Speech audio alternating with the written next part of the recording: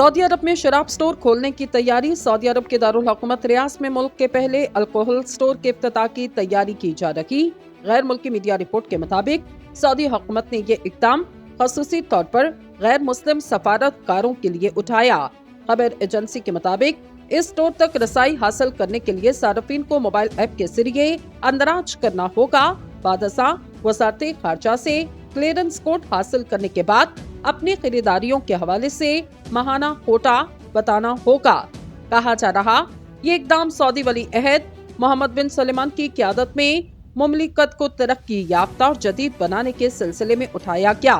गुज़िश्ता दहाइयों में मुसलमानों के मुक़द्दस मुल्क सऊदी अरब में सियाहत और कारोबार के फरोग के सिलसिले में बहुत से जदीद इकदाम किए गए जो इस्लामी तालीमात के मुनाफी। सऊदी अरब का पहला अल्कोहल स्टोर रियाद के डिप्लोमेटिक क्वार्टर में है। इस इलाके में सफारतकार रहते इस स्टोर को महज गैर मुस्लिम ही इस्तेमाल कर सकेंगे।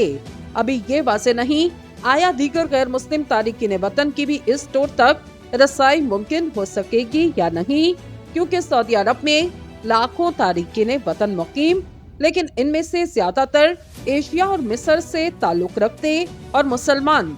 ख्याल रहे सऊदी अरब में शराब नोशी के खिलाफ सख्त कवानीन जिनकी सजा सैकड़ों कोड़े, मुल्क बदरी जुर्माना या कैद हो सकती।